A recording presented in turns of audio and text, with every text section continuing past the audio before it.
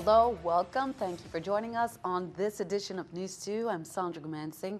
In our top story, the battle over Alicia Hansen's eligibility to run in November is over. On Friday, a key court decision dealt a blow to the former senator's naysayers.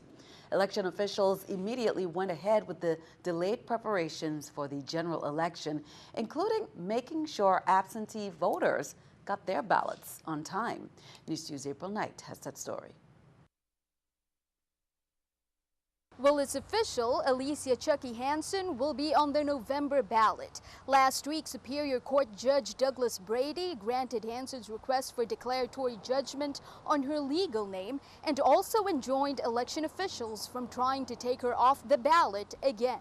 Election Supervisor Carolyn Fox went ahead with ordering the St. Croix ballots, about 16,000 of them. They've also ordered 15,000 St. Thomas ballots. We're pretty much on track. Like I said, with technology now, I email the ballots, so it's not like I'm going to a printer and printing anything. According to Fox, they cannot wait until the last minute to order the ballots because the printers have to service other states and territories holding elections on November 8th. We get the ballots ready.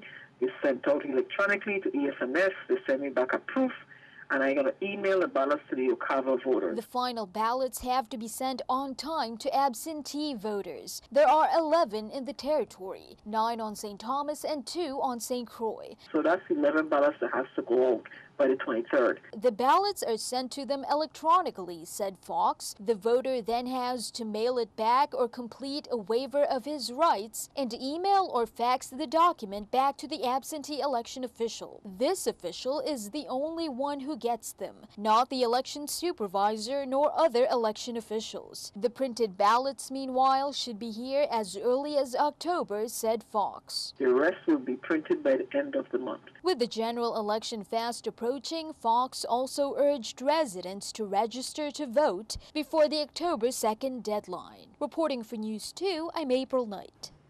Now, in order to register to vote, make sure you bring the necessary identification documents, including government-issued IDs, to election offices on St. Thomas and St. Croix. Again, that deadline is October 2nd. Just a reminder, the VIPD Crime Prevention Bureau is hosting some island-wide community meetings for residents. This series of meetings kicks off on Tuesday, September 20th at Curran Terrace Community Center in Bournefield at 6 p.m., on Wednesday, September 21st at Ivana Udoracan High School, Red Hook, and on Thursday, September 22nd at the Knowles Community Center in Contant as well at 6 p.m. The VIPD Crime Prevention Bureau, Criminal Investigations Bureau, and various members from the VIPD team will be on hand to discuss pertinent issues and updates relating to crime in your neighborhood. Meanwhile, on Saturday, September 17th, St. Croix police recovered at least 4 illegal weapons and live ammunition in the area of the LBJ Gardens community. At around 8:38 p.m., officers found a silver sedan with no license plates and discovered that it was a vehicle that was stolen the previous night. When they canvassed an abandoned building there, they discovered 3 Glock handguns, an M4 assault rifle, a bulletproof vest, fully loaded magazines, and live rounds. Police also made 2 arrests. Here's more from the VIPD. On Saturday, September 17th, Delita Bates, 19-year-old, was arrested for a fight with a female minor. The female minor was charged with disturbance of the peace by fighting. The minor female was detained and turned over to the Juvenile Detention Center. The altercation took place at the Central High School during a basketball event. On Saturday, September 17th, Fernando Crispin, 62-year-old estate prophet, was arrested for DUI, negligent driving, after hitting a vehicle with his vehicle in the vicinity of the St. Croix Central High School. Crispin was arrested after refusing a sobriety test. Island's residents were shocked and dismayed to see one video making the rounds on social media, a clearly documented act of bullying involving a group of high school students. Education officials have since responded with a statement and updates on the students' status. They're also asking the community for help. News 2's April Knight has more. Bullying among teenagers just took center stage on Thursday when this video of a Charlotte Amalie High School student getting attacked went viral. In the video, a non-uniformed teen could be seen seemingly provoking a CAHS student at a St. Thomas bus stop. And then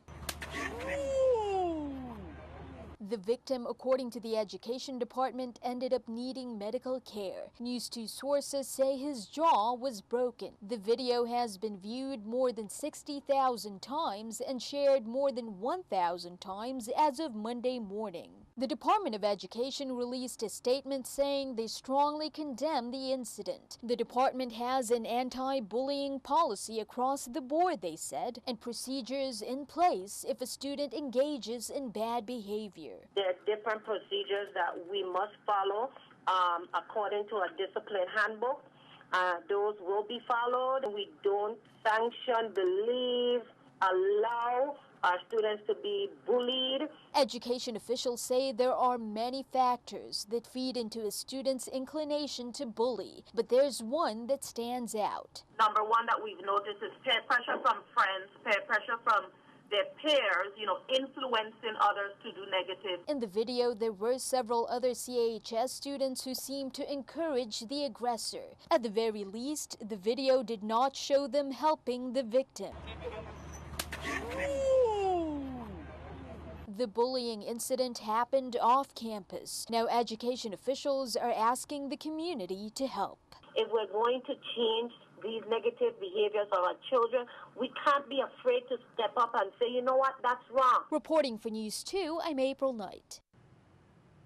In other news, Darryl Homer, the U.S. Olympic individual saber-silver medalist in fencing at the 2016 Summer Olympics in Rio de Janeiro, spoke to sixth grade students at the BCB Middle School. The native Virgin Islanders shared words of wisdom and inspiration. Mr. Homer's achievement in Rio was the first for the U.S. since 1904, 112 years. He's a two-time Olympian. Even before Rio, Mr. Homer competed in the 2012 London Summer Olympics, where he finished in sixth place. He now has his sights set on the 2020 Summer Olympics in Japan. Also, old and new administrators were recognized, as well as older and new athletes on Saturday night to celebrate the Virgin Islands Olympic Committee's 50 years. And that was at the Marriott's with a banquet.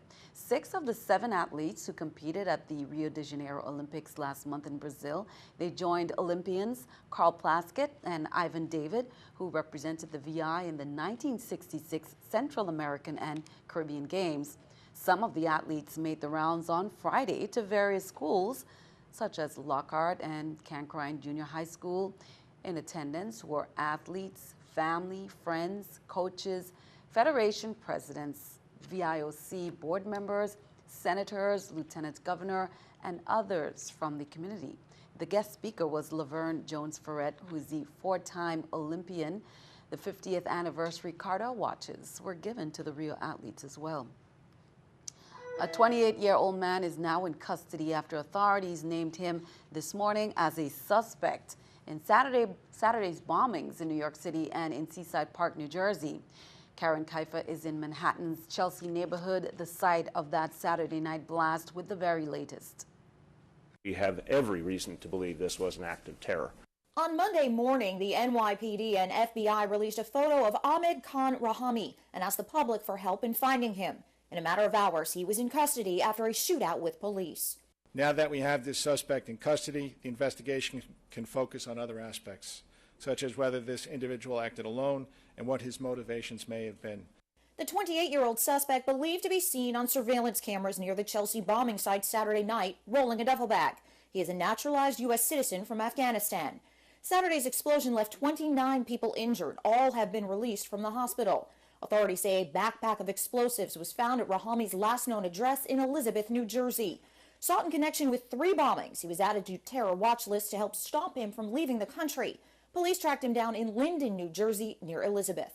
We have directly linked Rahami to devices from New York and from Saturday in New Jersey. The manhunt an extra wrinkle during a week that already demands greater security here. The United Nations General Assembly has brought a number of world leaders and foreign dignitaries to town, including President Obama. We all have a role to play as citizens in making sure that we don't succumb to that fear. And there's no better example of that than the people of New York and New Jersey. Authorities say at this time there is no indication that a terror cell is operating in the New York area.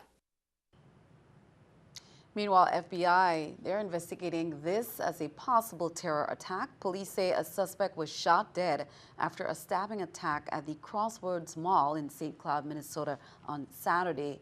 8 people were taken into the hospital with non-life-threatening injuries.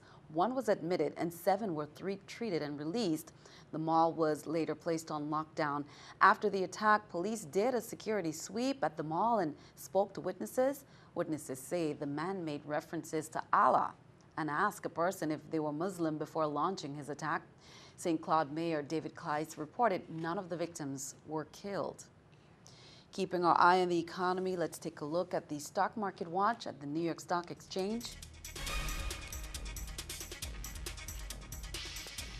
According to the numbers there, we can see everything down. The Dow 3, NASDAQ down at 9, S&P 500 also down. Coming up on News 2, Governor Mapp celebrates the 43rd USVI-BVI Friendship Day with visiting BVI delegation. It was a day full of cultural events. Highlights coming up.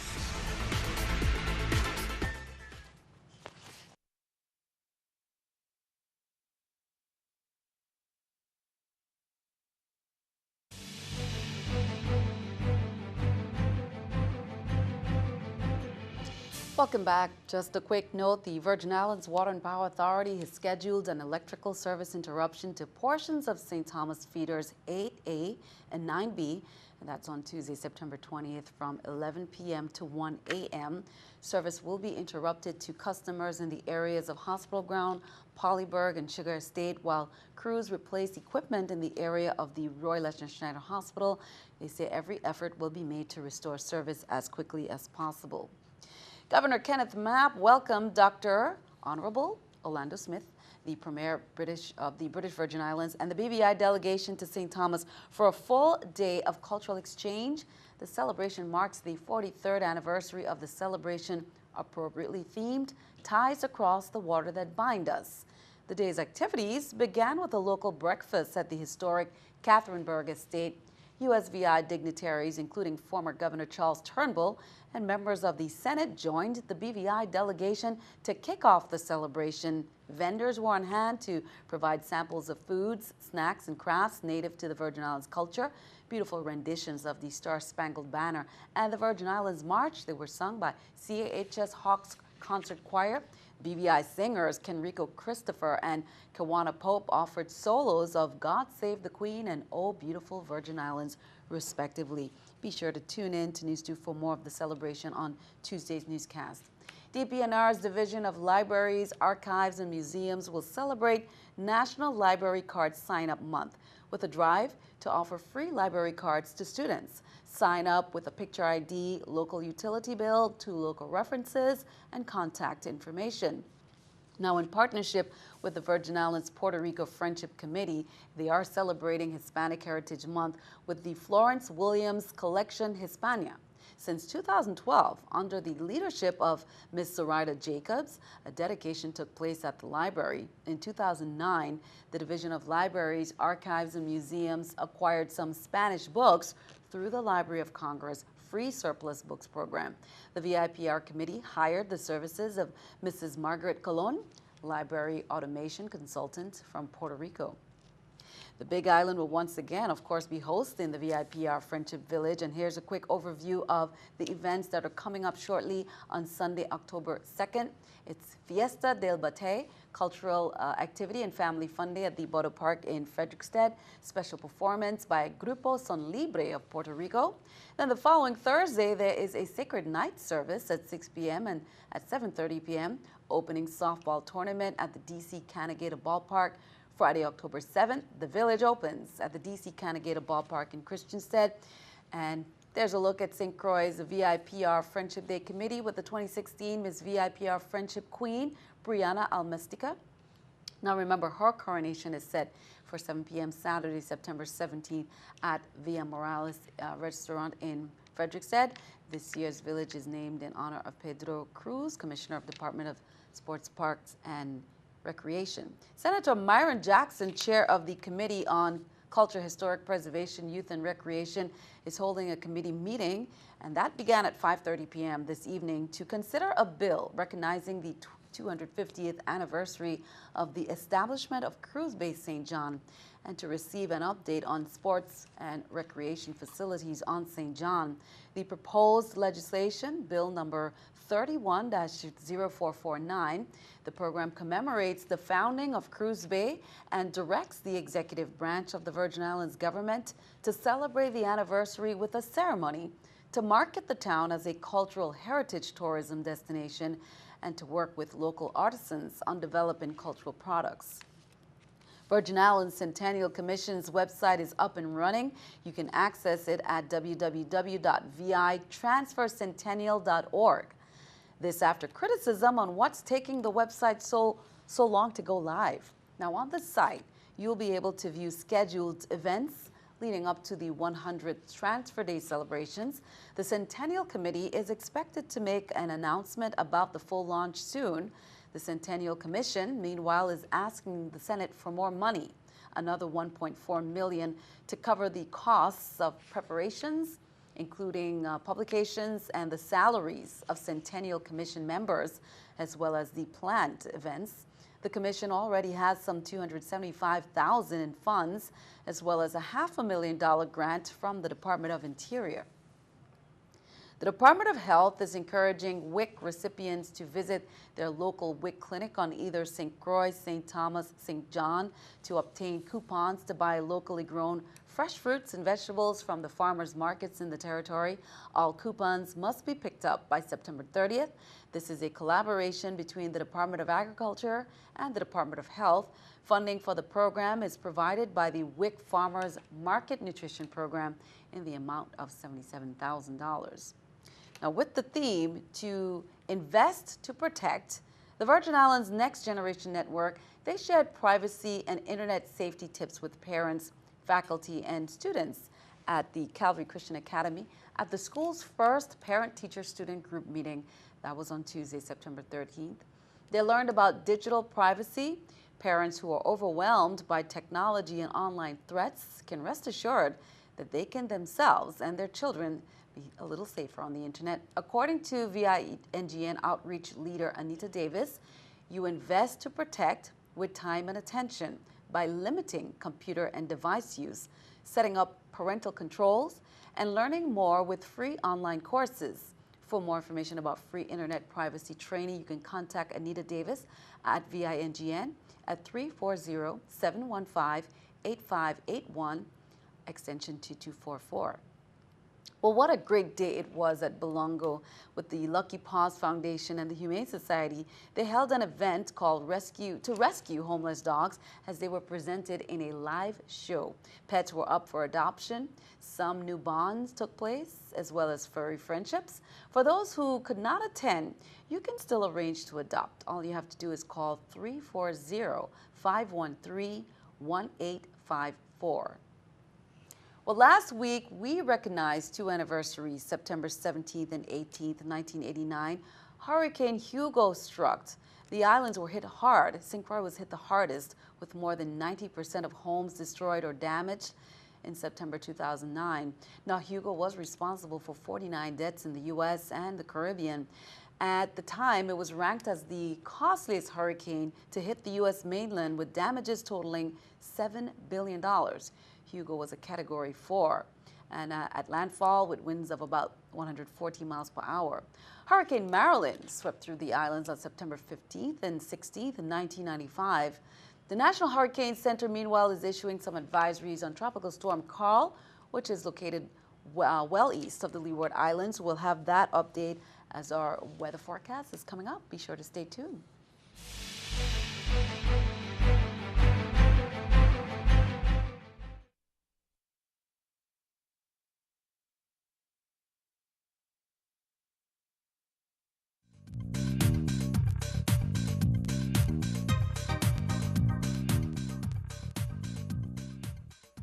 Thank you so much for joining me. I'm AccuWeather's Larissa Abreu here with a look at your Virgin Island forecast.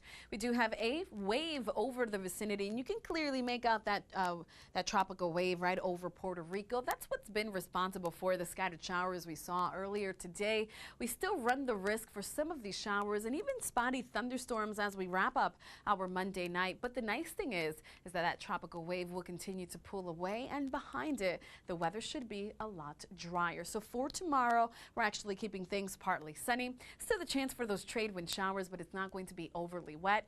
Temperatures remaining warm well into the 80s in St. John's. As we head towards St. Thomas, we're right around 89 degrees with sunshine and some clouds. Out in St. Croix, you'll see the chance for a shower or two, once again due to those trade winds. But overall, it should turn out nice out there with sunshine and some clouds and temperatures warming up to near 90.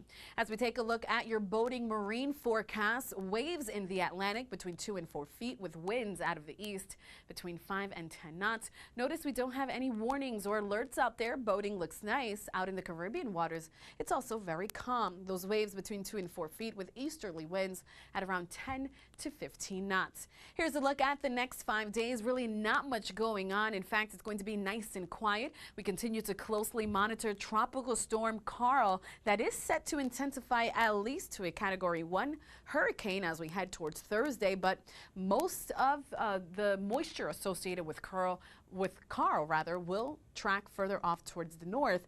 Therefore, all we have to worry about are those trade winds, and that's exactly what we'll see over the next 5 days. Notice temperatures won't be changing too much. We'll reach 89 degrees. As we head towards Tuesday, it'll be partly sunny, the chance for a shower or two. Stray shower possible into the day on Wednesday and Thursday. We'll see showers in spots Friday. Same deal as we head towards Saturday. Sandy?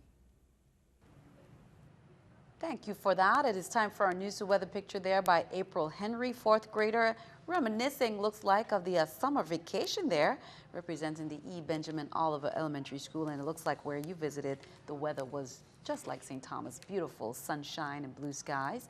Send us your news to weather picture to the address on the screen. Be sure to include your name, age, and school, brief description, and then tune in to see it right here on News 2.